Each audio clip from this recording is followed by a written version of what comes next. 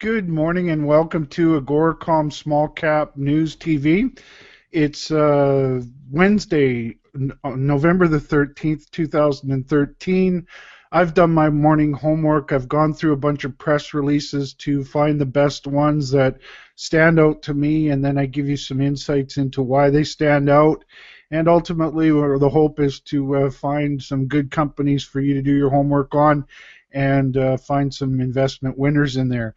I'm Alan Barry Labucan. I'm the chief market commentator for AGORACOM, and we're trying to keep this show to around 10 minutes, and I have 8 press releases to talk about today, so we're going to get right to it. The first company I wanted to talk about is Stornoway. Stornoway put out an earlier press release that they were doing a $5 million bought deal financing, a flow-through funding for their work at their Reynard project in Quebec, the Big Diamond project that looks like it's going to be Quebec's first diamond mine. And then they had a second news release out that they've increased that bought deal financing to $8.74 million. So obviously there's a lot of demand for that financing, and it's a good sign. There's some good people getting involved with that. Stock's really been on a tear since early September. Was trading at about 51 cents back in early September. Has traded just over $1 recently. Has given back some of those gains, but after such a powerful move, that's sort of expected as it's going through this sort of profit taking after that big run up. I'm quite impressed with how it's hanging in there. So that's what's going on with Stornoway. Their stock symbol is SWY, and they trade on the Toronto Stock Exchange. The next company is Kootenay Silver. Kootenay Silver had some drill results out from their Promontorio silver project, which is in Sonora, Mexico. They had some very good drilling highlights in there. One of the holes returned 218 grams per ton silver equivalent over 45 meters. That works out to 107 grams per ton of silver, 0.99 grams per ton of gold, and 2.83% of lead and zinc. Included in there was a higher grade interval of 415 grams per ton silver equivalent over 22 meters. There was another hole of 152 grams per ton silver equivalent over 49 meters. So it's got a good mix of silver, gold, and lead and zinc in that project. Now just grabbing their stocks. Sorry, I'm getting to their stock here. I just closed it down. Kootenay, I gotta bring it back up here. Just give me a second. Kootenay Gold. There it is. It's up. Kootenay Silver. Sorry, it's up to 79 cents. It's up a nickel today. It's been a sort of a patchy trader for quite some time now. That's kind of surprising for a project of this quality. Recently, in late October, it sort of broke out, but again, it's sort of on the patchy kind of trading. Definitely, I like the project. Going to do some more homework on this one. Kootenay's symbol is KTN, and they trade on the Venture Exchange. The next company is Cornerstone Capital Resources. They received assay results from their copper-gold porphyry exploration project in northern Ecuador. They had some good intersections in there. 18 meters at 0.33% copper, 0.41 grams per ton gold. They had a 292 meter intersection of 0.37% copper, 0.30 grams per ton gold. Included in there was a 42 meter intersection of 0.50% copper and 0.68 grams per ton gold. Those are some pretty thick intersections. The project is in Ecuador. I'm just grabbing their stock symbol right now, and the stock chart. And this one too has been a bit of a patchy trader, but it's broken out since late July, early August. It was trading at just under 4 cents then. It got as much as 9 cents. It's not a overly convincing trend when you're looking at that kind of a range. But I am going to do some more homework in this one. Those are some pretty thick intersections. CGP is their stock symbol. The next one is Teras Resources.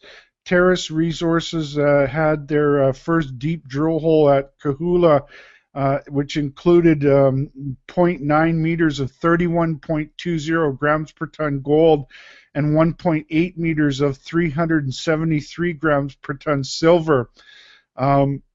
So this project is actually in Imperial County, California. And as I said, there was some very promising intersections. You can find that in their latest press release. I'm just pulling up their stock chart. They're up 7 cents today to 60 cents.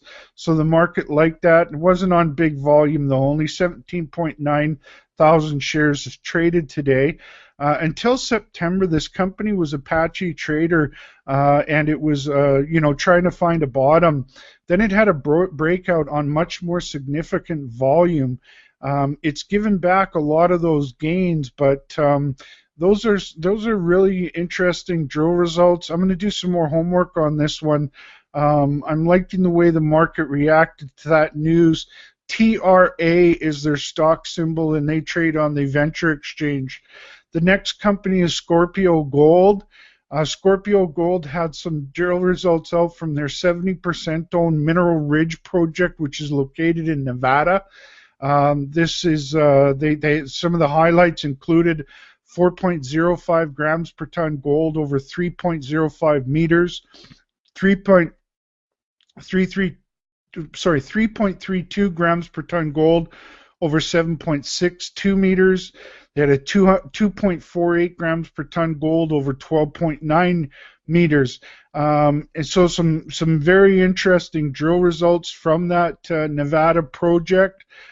Just looking at their stock symbol, they're flat on the day.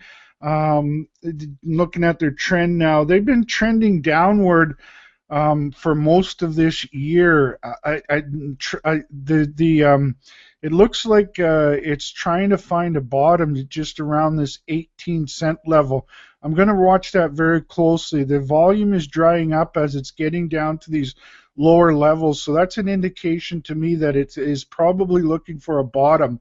SGN is their stock symbol, and they trade on the Venture Exchange. The next company is Rambler Metals and Mining. They had some results out from a project called Ming in Newfoundland, and included in there they had some very good intersections. They had a 2.2 meter intersection of 7.09% copper, so some very good numbers in that drilling. I'm looking at some of the other holes, and you have a 1.2 meter intersection of 11.87% copper with 6.39 grams per ton gold. That's a good looking number there. They had a 4.5 meter intersection of 2.78% copper, 1.34 grams per ton gold, and 16.22 grams per ton silver. The drill hole intersections are fairly close to surface, so some good numbers in there. I'm just looking at Rambler's chart. They're only up a half a penny today on that news. Just looking at the chart, and this one's a very patchy trader. It goes through days when it doesn't trade at all, and very low volume. It did bottom out around September and has broken out, but on very low volume. This one looks like it needs to have some improvement in their audience building. But RAB is their stock symbol. They trade on the Venture Exchange, and those are some very interesting results. I'm definitely going to do some more homework on that one. Next company is Kirkland Lake. Kirkland Lake Gold. They put their Q2 quarterly report out. In it, they talked about they processed 105,000 tons They produced 34,935 ounces of gold. They're getting some good numbers out there. They've been increasing their ore tonnage quarterly, and production is accelerating over the second half of the fiscal year. To date they've produced 65,113 ounces. They're talking about production to come in line in their guidance of 150 to 180,000 ounces of gold. So some very significant gold production there. The market seemed to like that news today. They're up 7 cents to $3.37. Looking at their stock chart, looks like they bottomed in early August. They had a good rally in August, gave back most of those gains, and that bottomed again in October. They popped up in late October, have given back most of those gains. Looks like the moving averages are starting to converge here. The volume slowing down. Looks like this one could have a rally in it in the near term to the upside. And KGI is their symbol. They trade on Toronto. And the final company today is US Oil Sands. US Oil Sands is a new company I've started following. What caught my attention was that there was some big players getting involved with this company, and they put $81 million into the company, and it's a Utah oil sands play. And this $81 million will move them ahead with their project. They've got a interesting proprietary, or I don't know if it's proprietary, but they have a less sort of or an environmentally better way of processing oil sands. So that's a 20 center with a lot of good people. I think it's kind of a reinventing itself. I like this story a lot. The stock had bottomed in September. It was Apache Trader. That was right when the announcement came out that these new people were getting involved. It moved up quite nicely from around the 10-cent level all the way up to 24. It's given back some of those gains, but not too much. And I think it's sort of creating a base here that it can move up from. So that's all the news for today. As always, before making any investment decisions, it's important to speak with your financial advisors and do your homework. Join us tomorrow on our show. We'll have another news show out tomorrow. Have a great day, and we'll talk to you soon.